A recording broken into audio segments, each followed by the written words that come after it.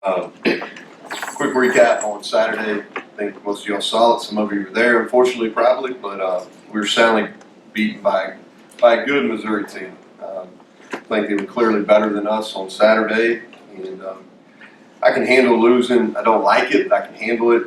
What I'm disappointed, and this is what I kind of hit on after the game, what I'm disappointed about that in that game was a couple things. Our inability to do what we were coached to do and our lack of physicality. Those are the two biggest disappointments for me. Quick recap, I'll hit all three phases. Special teams, negatives first. I felt like on the opening kickoff we had an opportunity to take advantage of the way they lined up, and we had a poor kick. We were trying to steal possession there. We didn't execute that. It was there. And then we continue to be inconsistent punting the ball. It's not bad. It's just inconsistent. We got to get a little bit more distance and be able to flip some field positions. The positives are they had 0 return yards for the day. The punt returner Missouri has is talented. I think we had 4 fair catches, and we had an explosive kickoff return. And that's a unit that's really we blocked well in that unit. We got to continue to do that, but we had an explosive return set up. What could have been an opportunity for points, but we didn't protect very well in the play after it. Defensively, negatives, 232 yards rushing. We're going to struggle to win any game where we give up that kind of yardage in the rushing. We had 0 takeaways, and then we had 5 missed sacks. We had 5 times where we had Kelly Bryant behind the line of scrimmage. I think 3 of them may have been on third downs. And then we had 22 missed tackles for the game. And most of those happened on those 5 consecutive scoring drives there in the first and second quarter. The positives defensively, we limited their big plays. They had very few of those. I thought our pass coverage was better, maybe as good as it's been over fall camp in the first 2 games. And then I thought our defensive kids really competed hard in the second half, giving up no points. And they played their first unit for a while. And I thought our defensive guys hung in there and played with a much better competitive spirit. Offensively, negatives, 3 interceptions, led directly to 21 points. We had some, I guess our second, third, and fourth drives there offensively were productive drives. All of them were 6+ plays, I think. And two of those 3 ended up in one of them was a missed field goal, 2 of them was interception, and then Jack's pick 6 there in the fourth quarter. Run game's non-existent. I'm sure I haven't been reading much, but I'm sure we'll talk about that. And then too many negative yardage plays. Our quarterback got hit way too much in the game on Saturday. Positives, we had 0 fumbles. In our third downs, we actually were good on third downs. We had a couple. We had several third down conversions there when we were playing decent offense there in the first and second quarter. So wrap up, just finishing this one up. Again, disappointed in our performance. By no means discouraged in the direction we're going. I think that this is our first real test. This is the first real adversity that this football team's had. And how do we handle it? I think that's the question. How do we handle it? How do we respond?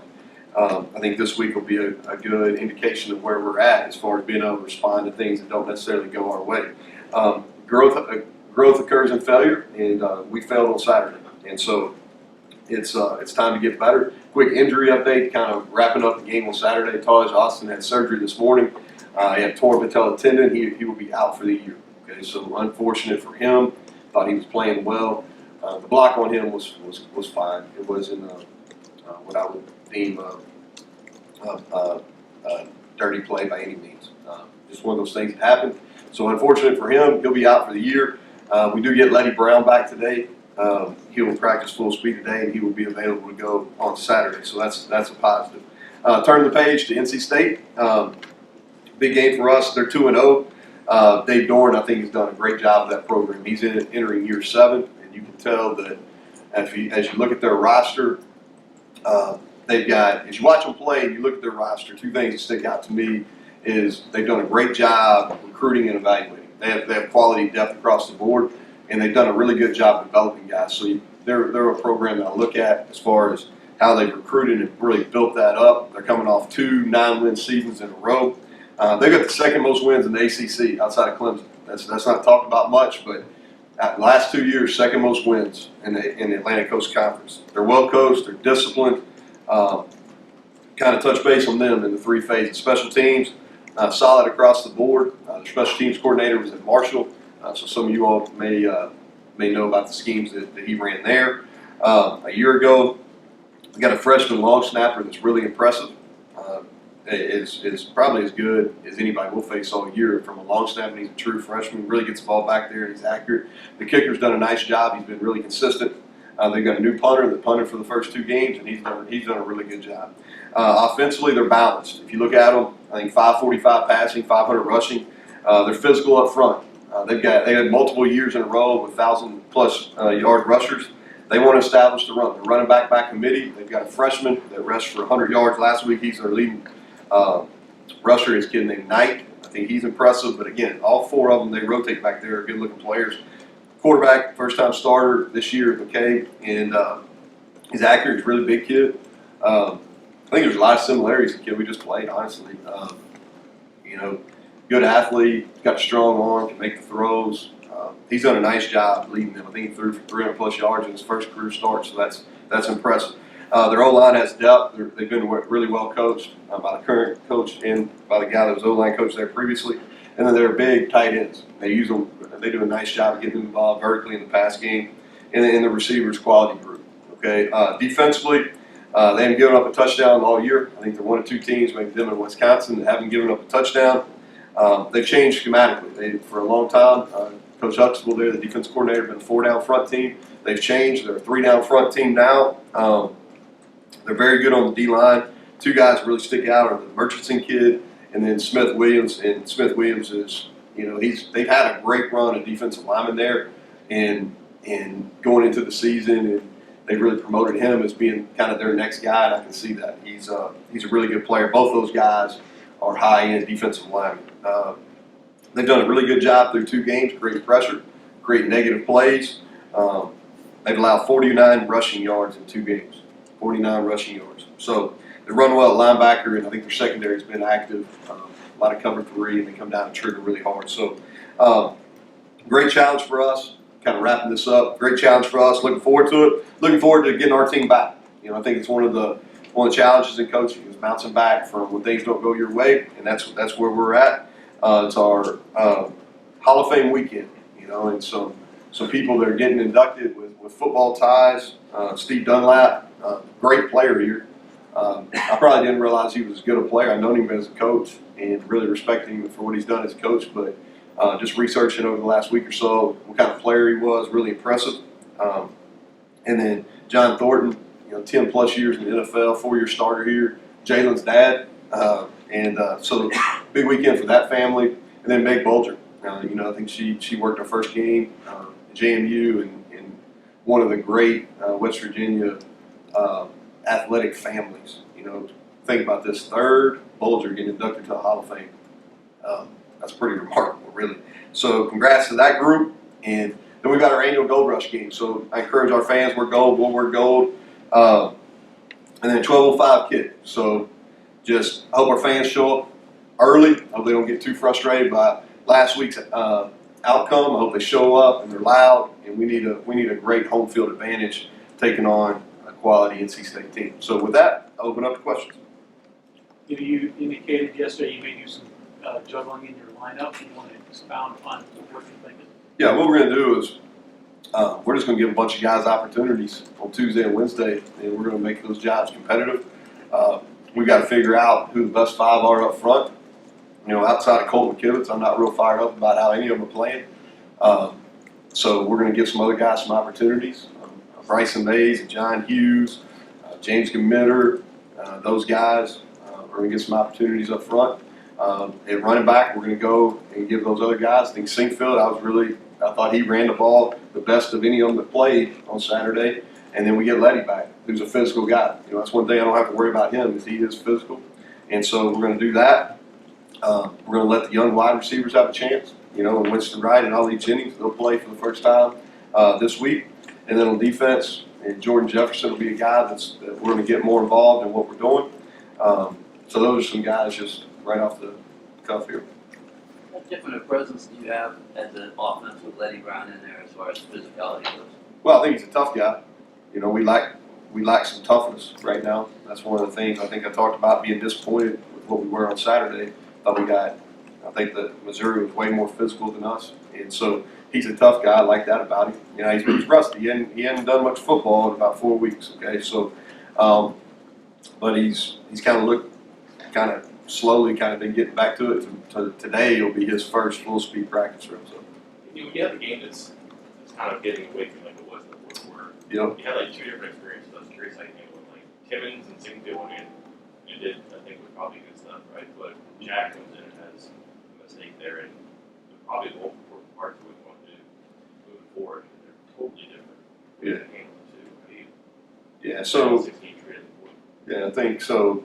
With Timmons did a really good job, which is good pickup by you. He came in and did a really good job. He earned himself more playing time.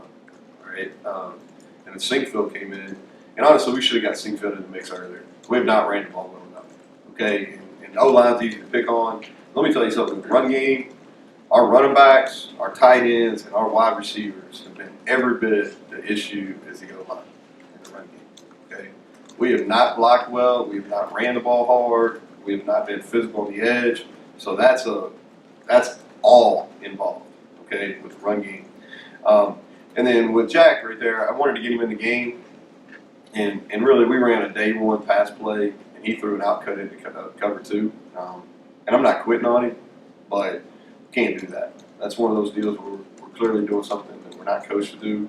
I love the kid. He's still getting reps, but we're not going to reward people for those kind of plays. But he's still right there in the mix. You mentioned the punt game. What parts of it did you not think you're executing well, specifically on the road rugby punt? Are you trying to? Yeah, we just got to get more distance. Yeah, we got to get more distance on our rugby kicks. We've got to get more hang time when we're directionally punting. I think Josh hit 2 really good punts and 3 that got to be better. You look at the first week, he hit some that he hit really well, some that he did. And we've got to do a better job getting the ball and getting our cover guys, because that's one thing that we're doing. The strength of our team right now is we're really covering kicks well. But you want to keep mixing it up, kind of. Oh yeah, we're gonna keep people off balance. We'll be something different every week punt wise. Neal, this week you're preparing for a coordinator who recruited the bulk of your defense, knows your offense, lobby for the job you're in. Yeah. How do you deal with this situation? Well, I'd say he knows the personnel. That's the thing. I mean, he does. He knows the personnel. Hopefully a lot of these guys have improved. Some of the personnel that's playing he never necessarily worked with. But I think Tony's a really good coach. I think he's done a really good job recruiting. I think it's been documented. I think he did a really solid job here. And he does know our personnel. I'm sure this game will be mean a lot to him, being a West Virginia native and coming back. But once the ball snapped, I'm not sure any of it matters, to be honest with you. I think he does have some, there are some influence. He has some influence defensively, just because they were switching to a 3 down front. He has experience in 3 down front. But I think this game will mean something to him, but once the ball snapped, I'm not sure that it'll have a great deal of effect on either side, on the player side of it. Do you see any of the stack principles in that at all with their 3 down front? Yeah, they have a little bit. Yeah. I think every 3 down team has some stack principles depending on what formation you're in. Whether you're in a 2x2 or a 3x1 set. So yeah, I think there are some principles there. I don't think that's what they primarily do. With Taj out, you still have 2 defensive ends who play a good bit, but do you need a third? Who do you think would be the third? Yeah, so it's going to be a little bit of kind of tryouts for that this week. We can kind of mix up our fronts and give some different looks. But we feel good with what Pooler and Ruben have both done in there. We've been playing about a third of snaps anyway. One thing we won't be able to do probably moving forward, we played several snaps against James Madison, a few, but several versus James Madison with 2 defensive ends. We probably won't be able to do that moving forward. Neal, it seemed like when you guys were able to move the ball a little bit Saturday, you were getting the ball to Sam James. What have you seen out of him maybe? Yeah, Sam James played really well for the first half, and he played really well. He blocked well. He was our best player clearly for the entire first half. He's explosive. I thought he did a good job getting the DB's hands off of him, which is something we've emphasized. And so I think he'll continue to grow. And I was pleased. He didn't play as well against James Madison. He came back in the first half of that game and played really well. is NC State defensively compared to Missouri personnel-wise? Is there any similarities there in terms of? Missouri kind of dabbled. They kind of bounced back and forth, 3 down, 4 down. Yeah. I think defensive line wise, I think I hit on this a little bit at the beginning, is both schools have really done a good job of recruiting and developing defensive line. And if you look across the board, people that play good defensively, I mean that's what it is. You gotta have difference makers on the defensive line. Missouri had the Elliott kid that completely dominated the line of scrimmage on Saturday. They've got 2, and the nose that NC State plays is capable of being dominant at times as well. So if you look at it, I think both of them have really good personnels. The schematics of it are different, so it's kind of hard to it's not apples to apples. You mentioned after the game, you said you expect a lot of press man coverage, load the box. Mm-hmm. You still expect that this weekend? It's the press man stuff. It's more just it's not necessarily all press man. It's just one-on-one. Yeah, they're gonna play. People are gonna put us in one-on-one situations until we win. It's coaching stuff sometimes, not rocket science. You know what I mean? Until we win some one-on-ones, it's gonna be hard. And I mean that in the run game probably more so in the pass game because we won our fair share in the pass game. TJ didn't get targeted until late in the first half. Were they doing anything? TJ Simmons. Yeah. Yeah, he just got to play better. You got to play faster. You got to block better. You got to play better. You got to get over. When you lose a game like that, when you get beat really badly, you got to walk a fine line, I guess, between thinking it's the end of the world and also knowing that it isn't the end of the world. That there's other things left in life. How do you handle that? How do you approach it? I think people want truth. So we try to deal with complete honesty here. We had meetings all day yesterday where we basically you show them the video, man. You can't lie to them. They see it on the video. So you confront them with brutal honesty. You present a plan about how we're going to get better. And that's it. And it's over today. We flipped the page yesterday, 5 o'clock or 4:25 or something like that when we started our NC State. And you move on and you try to work on the things that you're going to continue to see until you improve on. And you got to, I'll tell you, here's the non-negotiables. We're going to play hard, which I thought we did an okay job of that. We're going to do what we're coached to do, which I didn't think we did a very good job of that. We're going to be a tougher football team, which I thought we did a very poor job of that. And we're going to be invested in what we're doing, which I think we've been average at that.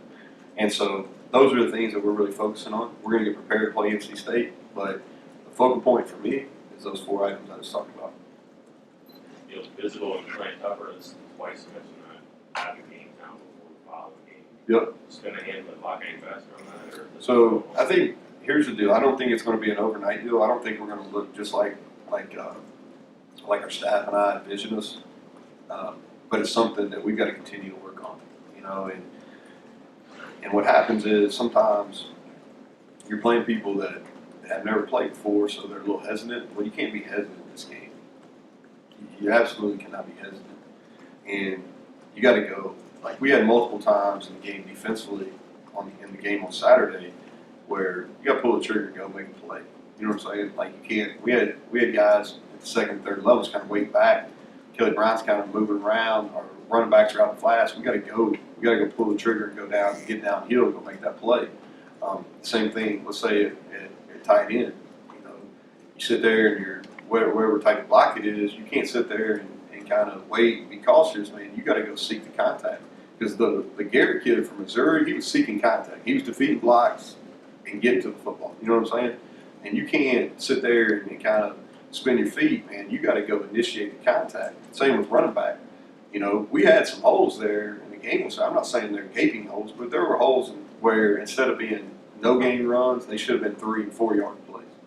All right, and we come to balance where we should never be stopping.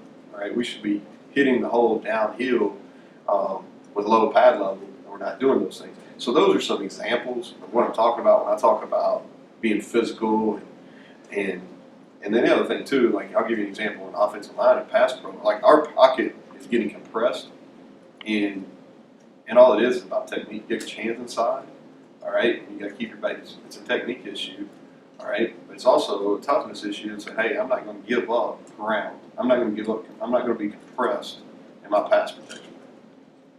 You know, 3 halves of action for Johnny Haskins and no targets. I know the blocking part. for Well, him- no, we targeted him. Remember, he had the one he had a chance to make a play on across the middle. There, we were under center. He got targeted twice on Saturday. So I think part of it's on us. So we got to do a better job. We got to do a better job working the middle of the field. All right. The first play of the game on Saturday really was called to get him the ball, and so we got to do a better job from a staff standpoint working the middle of the field. I think that's something that we've noted. Second thing is we got to get open. You know what I mean? But he was targeted twice on Saturday. You know, he had a chance to make a play on the one. The other one he did. Did you get a good explanation on Hakeem breaking? Yeah. He hitting back to the pick 6. I guess. Yeah, I'm not allowed. I guess I got a response from Greg. Kelly. I'm not allowed to talk about him. Yeah, correct. So take that for what's worth. Missed tackles, is that seeking contact thing or something they were doing, or? Well, Kelly Bryant just broke. He looked like he looked like he was back in the backfield, and he was a big kid at the playground. Like, you know what I mean? When you play, the oldest kid's always the quarterback, and it's and little kids come and try to get him. It reminded me like when we play Mountaineer ball out here at our football camp, and the coaches and stuff play quarterback, and all the little kids are running around trying to get the big kid down. That's what it looked like in the game on Saturday, and he was kind of like swiping away, and he'd keep running. But the missed tackles, some of them were just technique. We're getting in really bad body position, so we'll go back and work on that. We didn't have that issue game 1. That's usually an issue you see in game 1, not game 2. So we'll go back to work, and we'll work a lot of tackling today and tomorrow. Bill, if we see like starting lineups on Saturday that have changes, like a handful, is that good or bad? Well, it depends how you look at it. Okay, and so I do foresee there being some change-ups in the lineup. And the best way I can tell you is if you continue to put stuff that's on video that's not good enough, then the changes have to be made.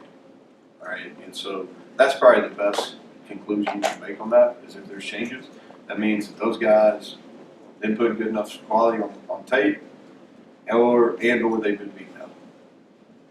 Okay, thanks, Coach.